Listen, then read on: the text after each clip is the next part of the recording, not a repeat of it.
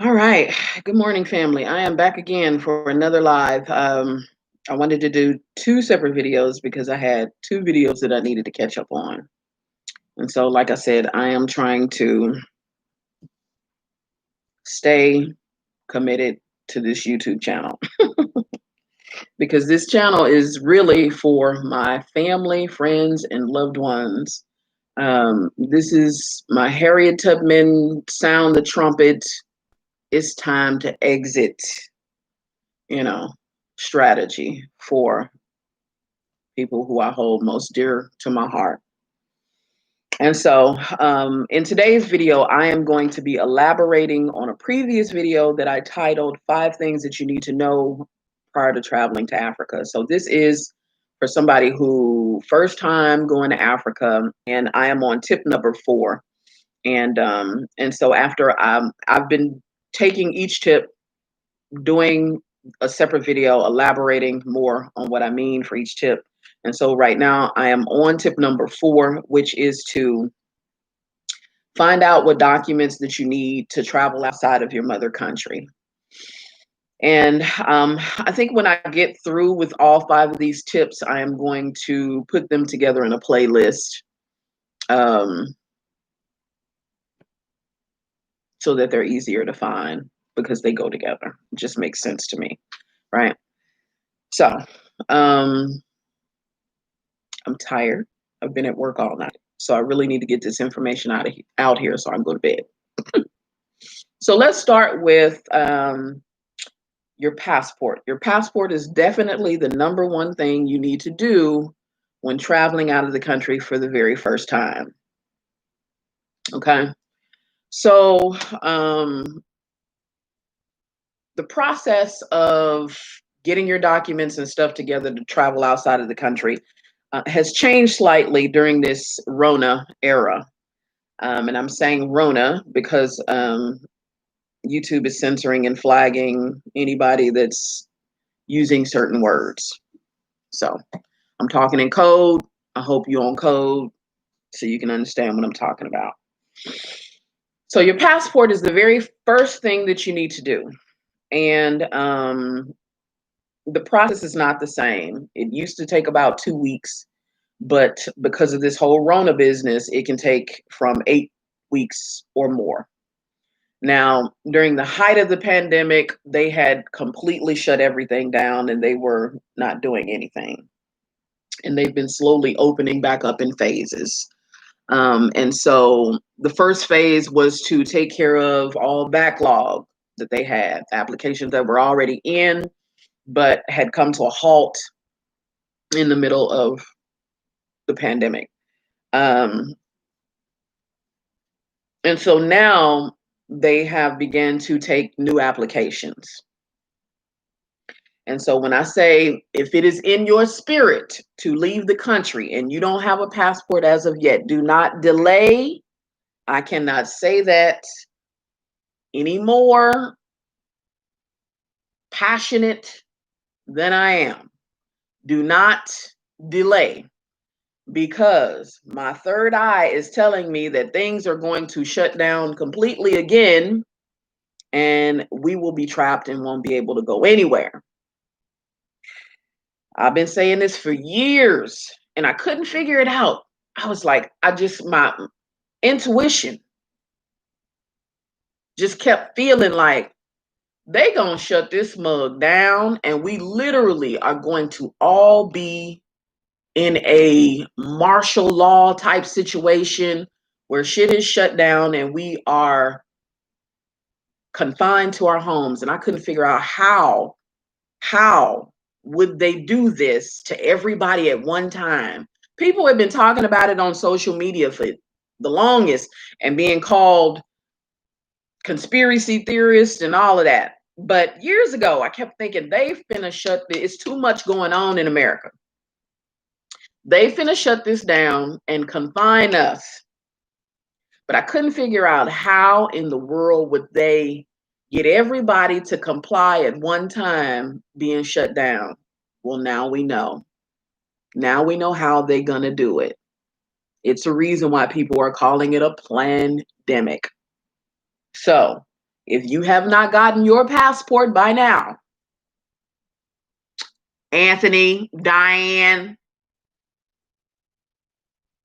you need to get your passport like last week, ASAP. Okay. So,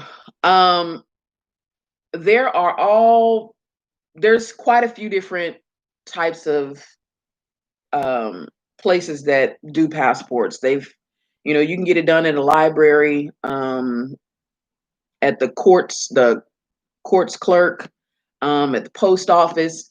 I'm only going to talk about the post office because that was my experience. I'm taking you on my journey, things that I know. And so the passport through the U.S. Postal Service was easy for me. And so that's what I'm going to talk about. So you just go to the United States Postal Service.com website and print out the application. Now, I think now they've changed it where you can actually edit the application and print it out. Can't remember. Either way, the point is that you're going to print it out, fill it out, and they will let you know what supporting documents you need to bring and where you need to go, because you'll go to an actual brick and mortar post office to start the process. And so documents they're going to ask for is like your birth certificate, and it has to be the original copy for not the original copy. Sorry, I'm tired. Not the original copy, but an official copy with, the stamp and everything, the US stamp and everything on it. It has to be an official copy and not a carbon copy, if that makes sense. Okay. The passport application, of course, it's called a DS-11. And you'll need your state ID, whether it's a driver's license or just an ID. And you'll need passport size photos. Now, some places already have a camera there and they'll be able to take your photo. If not, then you can always go to a drugstore like CVS or Walgreens or something like that and get those little passport size photos. And then your fee, which is I think it's like $110 last time I checked. And so you'll make your appointment at the recommended post office, and you will go in with all of your documentation. Now, those who have children, you need to know that children under 16, if you're going to be traveling with children under 16, if you're not traveling with both parents, you have to have a consent form from the opposite parent to take the child out of the country. A lot of people are running into an issue with that, because we have this fear of Africa. And so one parent may be down and the other one may not. So that's something you need to think about. And in addition to that consent letter, you'll also need a social security card for that child.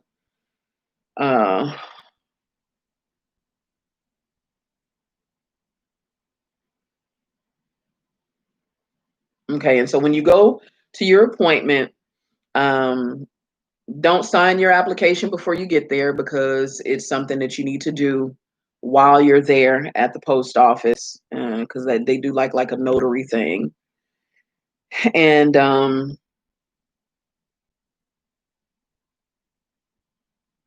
your application definitely can't have any scratches or corrections or anything like that. It needs to be neat and legible, of course. And you can only use black or blue ink. It's a professional document, so you must treat it as such. And so what they'll do is they will keep your birth certificate, because that needs to go in with the passport. They'll give you back your driver's license or your ID because you need that for identification purposes. And you'll have all that mailed off. And again, it takes now, because of Rona, it may take up to 8 weeks or more. And I've said in previous videos, and I know each video stands alone. And so a lot of times you have to repeat stuff. But if you are planning your very first trip to Africa, you need to start planning 1 year in advance. And I recommend that because there's so much information dealing with the trauma and stuff that we have connected with Africa and the history. It can get overwhelming planning a trip to Africa, especially if you've never left, you the type of person, you've never left your country, not long left, you've never left your hood, not long less the country. It can be emotionally overwhelming. And so you want to start at least a year in advance doing all this stuff. So once you've gotten your passport out of the way, right? Eight weeks or more, 2 months or more later, you've gotten it returned. Then you want to go for your visa. And you have to do it in that order because you have to have your passport stamped with the visa. So you have to do your passport first. And so much like the passport application, you're going to go online. So whatever country you're going to go to the embassy of that particular country online. So let's take Ghana, for instance. You're going to go to the Ghana embassy online and print out the application. Now, all of this you're going to do by mail. You won't be going to any location or anything like you do with the passport. There are several types of visas. And it can be a tourist visa, it can be a business visa. We're not talking about business, we're talking about somebody's first time to Africa. So it will be a tourist visa. And tourist visas come in two types. There is a single entry visa, and then there is a multiple entry visa. And so the single entry basically just means that you get to enter the country one time, and I think they give you maybe like 3 months. And then the multiple entry visa, they give you about 5 years, and you get to enter the country multiple times, but you're only allowed to stay 60 days at a time before you need to renew your visa if you want to stay longer. If you plan on repatriating, of course, you will go to immigration and inquire about a residency permit. But we're just talking about your first trip. Again, if you want to extend it, you're only allowed in the country legally. And I learned this the hard way, listening to people and not fact checking, just being totally green. I wound up overstaying my visa one of these trips. And it's not a big deal. There's a small fee to pay when you overstay your visa. But if you want to be legal in what you're doing, again, you're only allowed 60 days at a time on a tourist visa. And so you'll need to renew that application if you plan on extending your stay. And so the fee for that is probably about the same as the passport. It's around about $100 somewhere, 110, something like that. And so I think, if I remember correctly, for the visa, you can actually edit the application online now and just print it out and have it ready to mail off. One thing, well, a couple things you want to note about the visa application. Now, I haven't experienced this for myself because I've had a multiple entry visa into Ghana for a few years now. So I didn't get asked this question, but I've heard that they have new applications out now where they are talking about They want you to submit a bank statement. Basically, I'm assuming because they want to know how much money you're bringing into the country, because there have been people who have been doing the runaway slave approach to repatriation, and they drop off on the continent with little to no money, right? To be an illegal alien. Um, and so they want to make sure that you have enough money in your account to support your stay.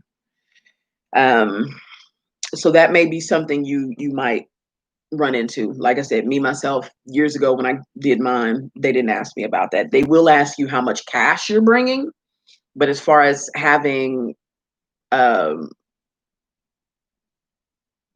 paperwork from my bank, they didn't ask for that. Another thing you will need to know as of by now, when you're trying to get your visa, you will have to have already known where you're going to stay, because in that application, they are going to ask you for an address of where you're going, how long you plan on staying. And so even if it's just a hotel, you'll need to know the address to that. So at this point of planning, you will have need to at least, maybe you haven't booked your accommodations, but at least know where you're going so that you can use that address on your application. And so you'll also have to have one or two references of people who are there. So if you're going to a hotel, if it's just the manager of the hotel or whatever, you'll have to have a contact. And now during this whole Rona thing, they're doing a contact tracing. And so they're really paying attention to this, where you're going, how long you're going to be staying type deal. Um, and so when you gather all that information up with your money order, your fee, your application, you're going to put your passport in there, because they're going to stamp your passport with the visa. And so you also want to add a return envelope in all of that package, because a return envelope that's being tracked by the post office, because you've got important documents in there, and that can be kind of scary, and you don't want to lose them, so or have them lost in the mail. So you definitely want to put a paid return envelope in that packet with all your stuff, so that they can put your passport, once it's stamped with the visa to the country you're going to, in there. Um, and then you can track it wherever it is, right? Okay, next, and I'm already at 18 minutes. Yeah, I wouldn't have been able to do a video for this. So the new thing now is the Rona test. And I went over in a previous video, there are 3 different types of Rona tests. A lot of these African countries are requiring a negative Rona test to get into the country. They were doing a 14-day quarantine where you traveled into the country and you'd have to stay at a hotel of the government's choice, but that expense is out of pocket to you. But you'd have to stay 14 days to make sure you're not showing any symptoms. So let's take Ghana, for instance. Ghana is requiring that you have a negative Rona test within 72 hours of boarding your plane, and then they're going to test you again when you get to Ghana to make sure that you're negative. And if you're positive, then we go into that process of the 14-day quarantine at your expense for a designated hotel by the government. Now, I went over in a previous video that there's different kinds of Rona tests. So when you're out here trying to figure out where to get, there's 2 challenges you'll come in contact with, which is the Rona test that is being widely used is not the one that you need. There's a PCR, there's an antigen, and an antibody. The antigen and the antibodies are not what you need to travel to Ghana. Ghana is requesting that you have a PCR specifically. It is a panel. And so when you're out here looking for a test to get tested for Rona to travel, keep in mind it needs to be a PCR test. And so there are several places that I found out that you can get this PCR test, COVID test, Rona test done. But the second challenge that you'll run into is trying to get it done in 72 hours prior to your flight. And trust me, they are checking. I've already, I've got people, like I said in previous videos, I know quite a few people in Ghana, and I have been getting reports that they are checking. They are checking to make sure way before you even get to Ghana, because um, countries will be sanctioned if they send anybody there without a test. So they check in long before you even get to Ghana, to Africa, period. They are checking to make sure that you have a negative Rona test within 72 hours of boarding your flight. And so I'm going to rattle off a few places that you can go and get this PCR test done. But you have to do your own research and make sure that the turnaround is within 72 hours, because what I found out that it fluctuates. A lot of these places are saying from 3 to 5 days. And if it's over 3 days, it's not going to do you any good. And if you don't have insurance, I've been getting like a $100 fee for the test here in America. But if you're a nurse, a doctor, first responder, people who are working with sick people, more than likely you can get a test done for free. But the CDC is requiring that you qualify, right? And qualifying means that you have to be showing some type of symptoms. And so you'll find that a lot of places are asking questions. Have you been in contact with anybody with Rona? Have you been in contact with anybody who's sick? Are you having any symptoms? Things of that nature. They'll ask you qualifying questions like that. But Baylor Scott and White Hospital is one place that a friend of mine went to, and she got a Rona test turnaround within 24 hours. Drugstores like CVS, Walgreens, they're doing Rona tests. And CVS actually promotes that they can get you that test within 72 hours, if not 24 hours, if I'm not mistaken what I was reading. Urgent cares, urgent care facilities.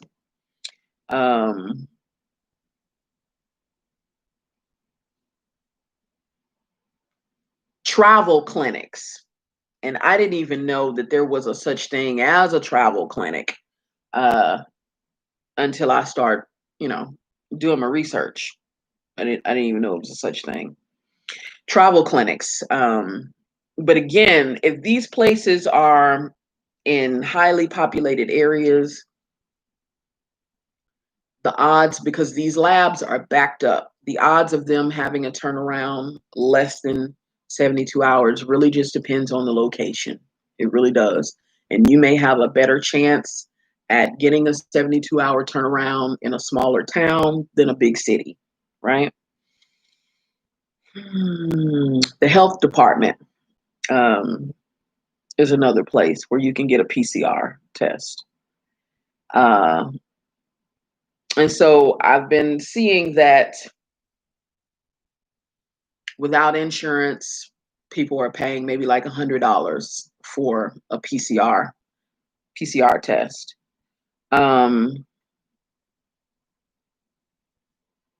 Children under 5 are not required to have a Rona test for traveling. And so I think that's pretty much it for the PCR test. All the information that I have on that. And so once you get to Ghana, they're going to test you again, and there is a $150 charge for that particular test that you get at the airport before they allow you into the country. But it takes about 30 minutes. Once you have your negative results, you're free to go. But Again, if you have positive results, they're going to quarantine you at a designated hotel, and that expense is yours out of pocket. And so, last but not least, you're going to need, excuse me, more than likely some type of vaccine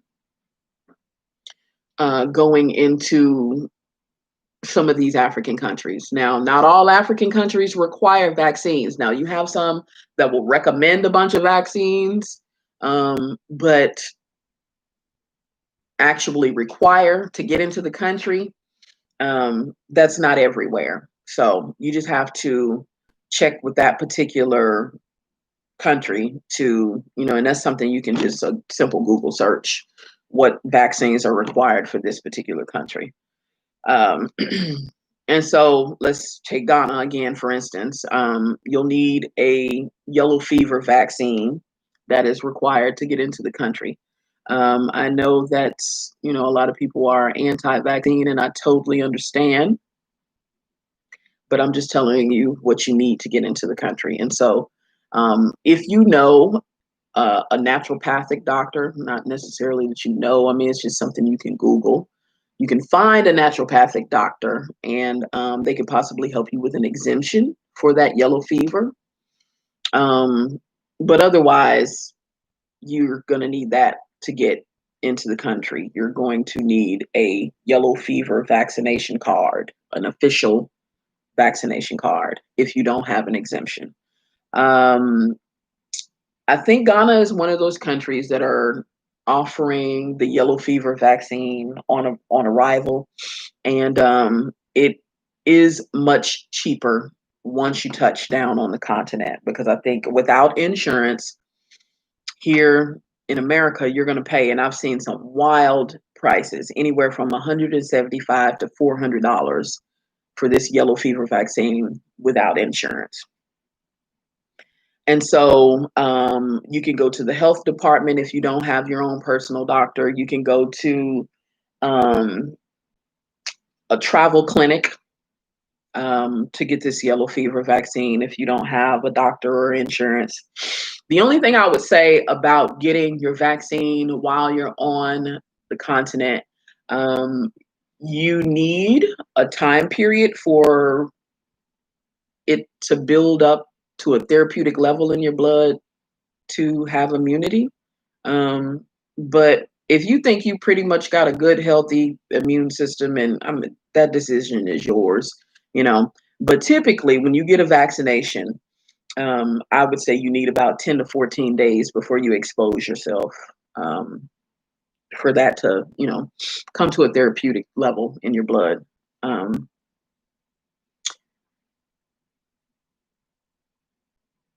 Now, if you're concerned, another tip I'll throw out there, if you're concerned with the heavy metals in vaccines, you can take chlorella and activated charcoal for a couple weeks, and just Google whatever the recommended dose is per day. But you can take those two supplements, and that will help clear those heavy metals out of your system if you're concerned with that with vaccinations. And so that pretty much concludes all the documentation that you need to travel outside of your mother country. You need a passport,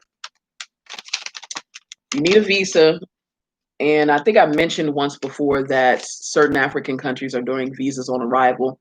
But with this whole Rona business, I don't think you want to take any chances. So I'm the type of person, I like to be proactive. I don't like to react to things. I like to think ahead. And so I like to plan. And